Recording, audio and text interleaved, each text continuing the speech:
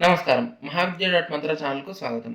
మనం ఈరోజు చండీశ్వరుడికి పరమశివుడి కుటుంబంలో 5వ వ్యక్తిగా స్థానం ఎలా దక్కిందో, అలాగే నందీశ్వరుడిని శివాలయంలో శివుడు ఎదురుగుండా ఎందుకుంటాడో ఈ వీడియోలో మనం తెలుసుకుందాము. ముందుగా మనం చండీశ్వరుడి గురించి తెలుసుకుందాము. ఒక శివభక్తుడు తన తండ్రి దగ్గరే వేదం చదువుకుంటూ ఉండేవాడు. ఒకనాడు గోవుని గోపాలకుడు కొట్టడం చూసి ఎందుకు కొడుతున్నావు అని అడిగాడు. అయితే నువ్వు వీటిని సాకు అని చెప్తే అలాగే చేస్తాను అని అతడే ఆ గోవులను సాగసాగాడు. ఆ పిల్లవాని ఆధీనంలో ఉన్న గోపాలకుల గోవులు అత్యధిక పాలు ఇవ్వడం వల్ల గ్రామంలో అందరికీ పాలు సమృద్ధిగా దొరికేవి. కారణం ఆ పిల్లవాడు గోక్షీరంతో సైకత లింగానికి రుద్రం చెప్తూ అభిషేకం చేసేవాడు. అది చూసిన ఇతరులు ఆ పిల్లవాడు పాలు పాడు చేస్తున్నాడని, అవి కూడా ఉంటే ఇంకా సమృద్ధి కలుగుతుందని ఆ పిల్లవాని తండ్రికి చెప్తారు. అది నిర్ధారించుకుందామని ఆ పిల్లవాని తండ్రి ఒక చోట దాగి తన కొడుకు ఏం చేస్తున్నాడో వేచి చూస్తూ ఉంటాడు. ఇది తెలియని పిల్లవాడు తన మానాన తాను ఒక సైకత లింగాన్ని నిర్మించి రుద్రం చెప్తూ గోవులను పిలిచి గోక్షీరం తీసుకొని అభిషేకం చేయడం, ఒక గోవు తర్వాత ఒక గోవు ఇలా కడవలు అభిషేకం జరగడం అతని తండ్రి చూసి ఆగ్రహదగ్రుడై ఆవు పాలు నేలపాలు చేస్తున్నామని ఆ పిల్లవాడిని వెనక నుంచి కొడితే అంతర్ముఖత్వంతో అభిషేకం చేస్తున్న అతను కదలలేదు. ఆయనకు కొట్టిన దెబ్బ కూడా తెలియలేదు. కొట్టినా లేవకుండా ఆ పాలు మట్టిలో పోస్తున్నావా అని గదమాయించి కాలితో సైకత లింగాన్ని భగ్నం చేశాడు తండ్రి. వేద విధులైన ఆయన దృష్టిలో అది నేల మీద పోస్తున్న పాలు మాత్రమే. మనసు లగ్నం చేసి శివునికే అభిషేకం చేస్తున్నానని తలుస్తూ మనసులో శివునికే అభిషేకం చేస్తూ ఉన్న పిల్లవాడు శివలింగం భగ్నమవడంతో కళ్ళు తెరిచి కోపాన్ని పొంది ఎదురుగా కోపంతో ఊగుతున్న తన తండ్రిని చూసి శివలింగం భగ్నానికి కారణమైన కాలుండరాదని పక్కన గోవులను కాయడం కోసం రక్షణగా తెచ్చుకున్న గొడ్డలి కనపడితే దాన్ని తన తండ్రి కాళ్ళ మీదకి విసిరాడు. అంతే, ఆ కాలు నరకబడి అందులో నుంచి రక్తం ఈరులా ప్రవహించి ఆ పిల్లవాడి తండ్రి మరణించాడు. అంతటా శివుడు ప్రత్యక్షమై, మనిషిగా పుట్టి తపస్సు చేయకపోయినా వరం అడగకపోయినా నీకు వరం ఇస్తున్నాను. ఇవాల్టి నుండి నీవు మా కుటుంబంలో 5వ వాడవు. నేను పార్వతీ గణపతి సుబ్రహ్మణ్యుడు. 5వ స్థానం చండీశ్వరుడిదే. నిన్ను చండీశ్వరుడు అని పిలుస్తారు. లోకంలో వివాహమైతే భర్త భోజనం చేసి విడిచిపెట్టిన దాన్ని పత్ని భాగం అని పిలుస్తారు. భార్యకు దానిని తినే అధికారం ఉంటుంది. దానిని ఎవరు పడితే వారు తినేయకూడదు. భార్యకు ఒక్కదానికే ఆ అధికారం ఉంటుంది. అది పత్ని భాగం.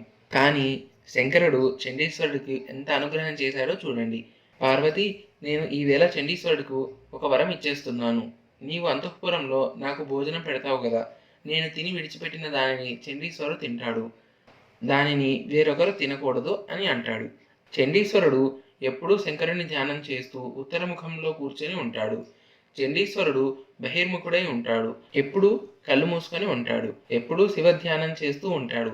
ఆయనను పిలిస్తే ఆయనకు కోపం వస్తుంది. అందుకను ఆయనకు ధ్వనిశ్చండు అని పేరు. మనలో చాలామంది తెలిసి తెలియక శివాలయంలో కొట్టిన కొబ్బరికాయ ఇంటికి తీసుకు వెళ్ళకూడదని గోడల మీద పెట్టేసి వెళ్తూ ఉంటారు. ప్రసాదం తిరస్కరిస్తే మహాదోషం. అలా వదిలిపెట్టి వెళ్ళకూడదు.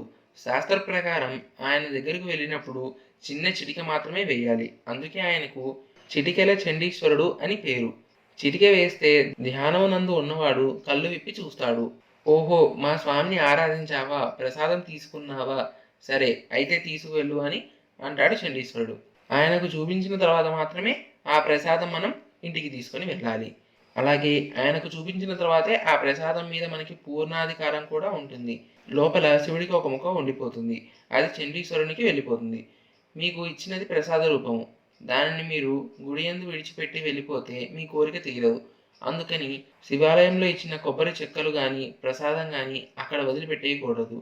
అలాగే చండీశ్వరుడు ఉన్న స్థానం నందు చప్పట్లు కొట్టకూడదు. చిటిక చిన్నగా మాత్రమే వేయాలి. అంత పరమ పావనమైన స్థితికి చేరినవాడు చండీశ్వరుడు. ద్రవిడ దేశంలో శివాలయంలో ఊరేగింపు జరిగితే నందిని తీసుకువెళ్లరు. చండీశ్వరుడు ఉంటాడు ఉత్సవమూర్తులలో. పార్వతీ పరమేశ్వరుడు, గణపతి, సుబ్రహ్మణ్యుడు, చండీశ్వరుడు ఈ 5ంటిని ఊరేగింపుకు తీసుకువెళ్తారు. పరమేశ్వరుడు చండీశ్వరునికి 5వ స్థానం ఇచ్చారు. ఒక్కసారి శివాలయం లోపలికి మనం అడుగు పెట్టామంటే అటువంటి మూర్తులను దర్శనం చేసి శివలింగ దర్శనం చేసి అమ్మవారిని చూస్తాము. మన భాగ్యమే భాగ్యం. అందుకే శివాలయం, విష్ణు ఆలయం ఈ 2 లేని ఊరు పూర్వం ఉండేది కాదు. ఇంకో విధంగా చెప్పాలంటే దానికి అధికారిని అయిన అమ్మవారు భార్యగా తనకున్న అదృష్టాన్ని, అధికారాన్ని తన 3వ కొడుకైన ఆ పిల్లవానికి ఇచ్చాడు. ఆయనే చండీశ్వరుడు. ఎప్పుడూ శివుని పక్కనే ఉత్తర దిక్కుగా కూర్చొని ధ్యానం చేస్తూ ఉంటారు. ప్రకటంగా ఆ మూర్తి శివాలయాలలో ఉన్నా లేకున్నా శివలింగం ఉంది అంటే ఆయన అక్కడే ఉంటారు. శివ నిర్మాల్యం ప్రసాదంలాగా కానీ అభిషేక తీర్థం కానీ తీసుకోవాలంటే చండీశ్వరుల వారి అనుమతి లేనిదే కుదరదు. ఆయన అనుమతి లేకుండా తీసుకుంటే శివాజ్ఞకు వ్యతిరేకంగా ప్రవర్తించినట్లు అవుతుంది. ఇది శివపురాణం శైవాగమం ప్రకారం కూడా ఆలయంలో చండీశ్వర స్థానం ఉంటుంది. మన ఇంట్లో రుద్రాభిషేకం చేస్తున్నా లేదా నిత్యార్చన చేస్తున్నా నిర్మాల్యాన్ని ఉత్తర చండీశ్వరునికి చూపిస్తున్నట్లు ఉత్తరానికి చూపించి నిర్మాల్యాన్ని కళ్ళకద్దుకొని తీయడం పద్ధతిగా వస్తున్నది. ఇది చండీశ్వరుని గురించిన కథ.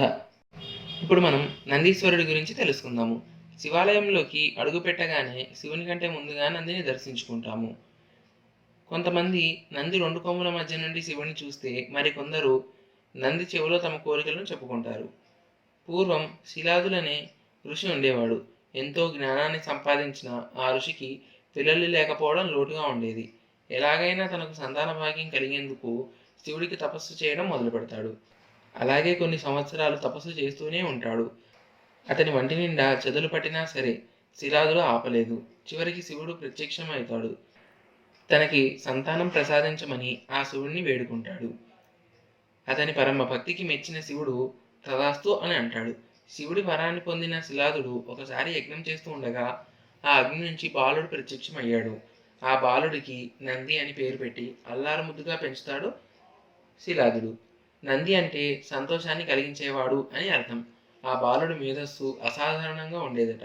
అతను చిన్నతనంలోనే వేదాలన్నీ అవపోసన పట్టేశాడు. ఒకనాడు శిలాదుడి ఆశ్రమానికి మిత్రవరదులు అనే దేవతలు వచ్చారు. ఆ ఆశ్రమంలో తిరుగుతున్న నందిని చూసి అతను తమకు చేసిన అతిథి సత్కారాలు చూసి మురిసిపోయారు దేవతలు. ఆ దేవతలు వెళ్తూ వెళ్తూ ఆ పిల్లవాడిని దీర్ఘాయుష్మాన్ భవ అని ఆశీర్వదించబోయి ఒక్కసారి ఆగారు. నంది వంక దీక్షగా చూస్తూ ఉన్నారు. శిలాదుడికి ఆ దేవతలు అంత బాధలో ఎందుకున్నారో అర్థం కాలేదు. ఎంతగానో ప్రాధేయపడిన తర్వాత నంది ఆయుష్ త్వరలోనే తీరిపోతుందని వార్త శిలాదుడికి తెలుస్తుంది. ఈ విషయం తెలిసిన నంది దీనికి మార్గం కూడా శివుడే చూపిస్తాడని శివుని కోసం తపస్సు చేయసాగాడు. బాలుని తపస్సుకు మెచ్చి శివుడు త్వరలోనే బాలునికి ప్రత్యక్షమయ్యాడు. శివుణ్ణి చూసిన నందికి నోట మాట రాలేదు. శివుడి పాదాల చెంత ఎంత బాగుందో కదా అనుకున్నాడు. అందుకే తన ఆయుష్ గురించి వరం కోరుకోకుండా చిరకాలం నీ చెంతే ఉండే భాగ్యాన్ని ప్రసాదించు స్వామి అని శివుణ్ణి కోరుకున్నాడు నంది. అలాంటి భక్తుడు తన చింతనే ఉంటే శివుడికి కూడా సంతోషమే కదా. అందుకే నందిని వృషభ రూపంలో తన వాహనంగా ఉండిపోమంటూ అనుగ్రహించాడు శివుడు. ఆనాటి నుంచి శివుడి ద్వారపాలకుడిగా తనని కాచుకొని ఉంటూ కైలాసానికి రక్షణను అందిస్తూ తన జీవితాన్ని ధన్యం చేసుకున్నాడు నంది. శివునికి సంబంధించిన చాలా కథలలో నంది ప్రసక్తి కూడా ఉంటుంది. ఒకసారి క్షీరసాగర మథనంలో ఆలాహలం అనే విషం వెలువడినప్పుడు దాని నుంచి లోకాలను కాపాడేందుకు శివుడు ఆ విషాన్ని తాగాడు. ఆ సమయంలో కొద్దిపాటి విషం కిందకు ఒలికిందట. అప్పుడు శివుడి చెంతనే ఉన్న నంది ఏమాత్రం ఆలోచించకుండా ఆ కాస్త విషాన్ని తాగేశాడట. మహామహా దేవతలే ఆ విషానికి భయపడి పారిపోతుంటే నంది శివుని మీద నమ్మకంతో ఏమాత్రం ఆలోచించకుండా ఆ విషాన్ని తాగేశాడట. నంది గురించి ఇంత చరిత్ర ఉంది కాబట్టే ఆయన్ని శివుడికి సేవకుడిగానే కాకుండా ముఖ్య భక్తుడిగా కూడా భావిస్తారు. ప్రతి శివాలయంలోనూ శివలింగానికి ఎదురుకుండా నంది విగ్రహం ఉంటుంది. గురు శిష్యుల మధ్య ఎవరూ వెళ్ళకూడదు. అందుకని నంది విగ్రహం పైన కొమ్ముల మధ్య నుంచి శివదర్శనం చేసుకోవాల్సి ఉంటుంది. శంభుడు త్రినేత్రుడు. ఆయన త్రినేత్రం తెలిస్తే జగత్తు తల్లడిల్లుతుంది. అందుకే నేరుగా శివుని ముందుకు వెళ్ళకూడదని పెద్దలు చెప్తారు. దీంతో ముందుగా ఆయన వాహనమైన నంది కొమ్ములపై వేలు ఆనించి దర్శనం చేసుకున్న అనంతరమే మందిరం లోపలికి వెళ్ళాలి. దీన్నే శృంగ దర్శనం అని అంటారు. చూశారు కదా చండీశ్వరుడికి నందీశ్వరుడికి శివుడి మీద ఉన్న భక్తి ఎటువంటిదో. అలాగే మనమందరం కూడా ఆ మహాదేవుడి అనుగ్రహం మన మీద పడాలని కోరుకుందాము. ఈ వీడియో మీకు నచ్చినట్టయితే లైక్ చేయండి, షేర్ చేయండి, అలాగే సబ్స్క్రైబ్ చేయండి. సబ్స్క్రైబ్ చేసిన తర్వాత బెల్ ఐకాన్ని క్లిక్ చేయండి. Thank you for watching.